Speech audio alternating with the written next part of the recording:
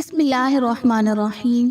شروع اللہ کے بابرکت نام سے جو دلوں کے بھید بخوبی جانتا ہے۔ ناظرین کرام، آج کی ویڈیو میں آپ کو یاجوج و ماجوج کے بارے میں کچھ دلچسپ و عجیب باتیں بتائی جائیں گی، جن کا تذکرہ قرآن مجید میں بھی آیا ہے، جن کو حضرت ذوالقرنین نے ایک دیوار کے پیچھے قید کر دیا ہوا ہے۔ لیکن وہ کون تھے؟ وہ نکلیں گے کیسے اور کب؟ جانیے اس ویڈیو میں۔ ناظرین کرام، یاجوج و ماجوج حضرت نوح علیہ السلام کے تیسرے بیٹے یافس کی اولاد میں سے ہیں۔ یہ انسانی نسل کے دو بڑے وحشی قبیلے گزر چکے ہیں جو اپنے ارد گرد رہنے والوں پر بہت ظلم اور زیادتیاں کرتے اور انسانی بستیاں تک اجاڑ دیتے تھے۔ قرآن مجید کی آیات توریت کے مطالب اور تاریخی شواہد سے معلوم ہوتا ہے کہ یہ لوگ شمال مشرقی ایشیا میں زندگی بسر کرتے تھے اور اپنے وحشیانہ حملوں کے نتیجے میں ایشیا کے جنوبی اور مغربی علاقوں میں مصیبت برپا کرتے تھے۔ بعض تاریخ دانوں نے ان کے رہائشی علاقے کو ماسکو اور توبل سیک کے آس پاس بتلایا ہے۔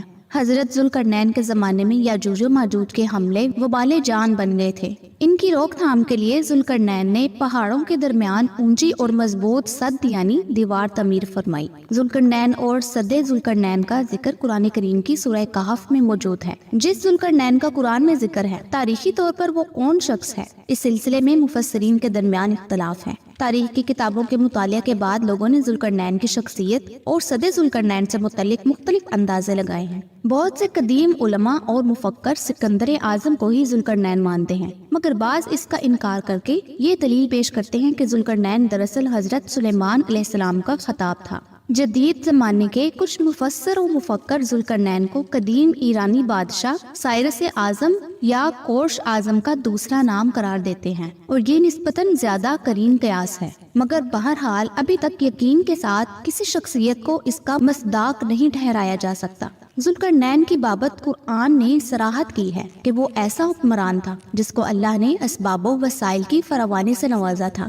وہ مشرقی اور مغربی ممالک کو فتح کرتا ہوا ایک ایسے پہاڑی درے پر پہنچا جس کی دوسری طرف یاجوج اور ماجوج تھے۔ قرآن کریم کی سورہ کہف میں بحوالہ یاجوج ماجوج ذوالقرنین کے حالات بیان کرتے ہوئے فرمایا گیا ہے کہ جب وہ اپنی شمالی مہم کے دوران 100 دیواروں کے درمیان پہنچا تو وہاں اسے ایسی قوم ملی جس کی زبان ناقابل فہم تھی۔ تاہم جب ترجمان کے ذریعے گفتگو ہوئی تو انہوں نے عرض کیا کہ یاجوج ماجوج اس سرزمین پر فساد پھیلاتے ہیں، لہٰذا تو ہمارے اور ان کے درمیان ایک سد یعنی دیوار تعمیر کر دے۔ چنانچہ ذوالقرنین نے اس قوم کو یاجوج ماجوج کی یلغار سے بچانے کے لیے دیوار بنائی، اور جو دیوار بنائی گئی وہ کوئی خیالی اور مانوی نہیں بلکہ حقیقی ہے، جو کہ لوہے اور پگھلے ہوئے تانبے سے بنائی گئی تھی، جس سے وقتی طور پر یاجوج ماجوج کا فتنہ دب گیا۔ جب یہ دیوار تعمیر ہو گئی تو ذوالقرنین نے اللہ کا شکر ادا کیا جس نے یہ دیوار بنانے اور لوگوں کو آئے دن کی پریشانیوں سے نجات دلانے کی توفیق بخشی، مگر ساتھ ہی لوگوں کو یہ بھی بتا دیا کہ یہ دیوار اگرچہ بہت مضبوط اور مستحکم ہے مگر یہ لازوال نہیں، جو چیز بھی بنی ہے بالآخر فنا ہونے والی ہے، اور جب میرے رب کے وعدے کا وقت قریب آئے گا تو وہ اس کو پیوندے خاک کر دے گا، اور میرے رب کا وعدہ برحق ہے۔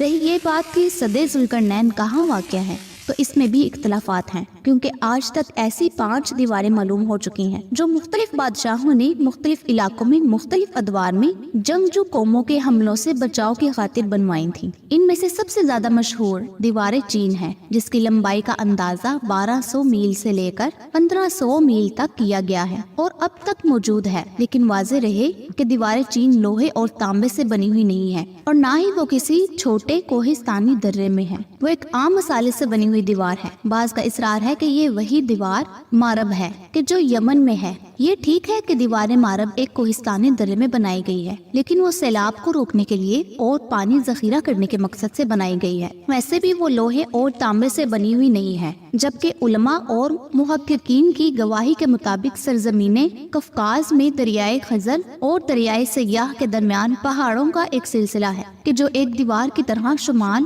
اور جنوب کو ایک دوسرے سے الگ کرتا ہے۔ اس میں ایک دیوار کی طرح کا درہ بھی موجود ہے جو مشہور درہ داریال ہے۔ یہاں اب تک ایک قدیم تاریخی لوہے کی دیوار نظر آتی ہے۔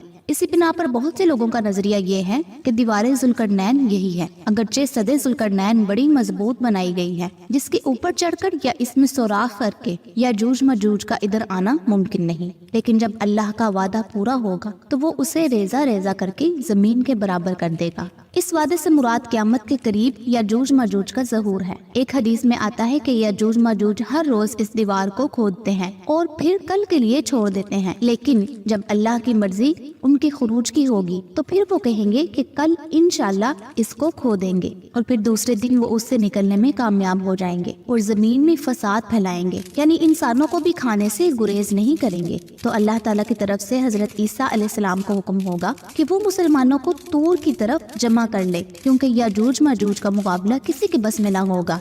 हजरत ईसा अलैहिस्सलाम और उनके साथी उस वक्त ऐसी जगह खड़े होंगे जहाँ ग़िज़ा की सख्त किल्लत होगी। फिर लोगों की दरख्वास्त पर हजरत ईसा अलैहिस्सलाम याजूज मजूज के लिए बद्दुआ फरमाएंगे। बस अल्लाह ताला उनकी गर्दनों और कानों में कीड़े पैदा कर देगा, जो बाद में फोड़ा बन जाएगा, जिसके फटने से ये हलाक होना शुरू हो जाएंगे। सब के सब मर जाएंगे। इनकी लाशों से एक बालिश्त जमीन भी खाली न होगी और हर तरफ उनकी लाशों की गंदी बू फैल जाएगी। फिर ईसा इब्ने मरियम दुआ करेंगे तो अल्लाह ताला ऊंट की गर्दन बराबर परिंदे भेजेंगे, जो उनकी लाशों को उठाकर जाने कहाँ फेंक देंगे। फिर एक बारिश होगी जिससे कुल जमीन साफ शफाफ हो जाएगी और हर तरफ हरियाली और खुशहाली होगी। उम्मीद करती हूँ कि मेरी आज की वीडियो आपको बहुत पसंद आई होगी। अगर वीडियो पसंद आई हो तो मेरी हौसला अफजाई के लिए लाइक और शेयर जरूर कीजिएगा। अगली वीडियो तक के लिए मुझे इजाज़त दीजिए। अल्लाह आप सब का हामी और नासिर हो। आमीन या रब्बल आलमीन।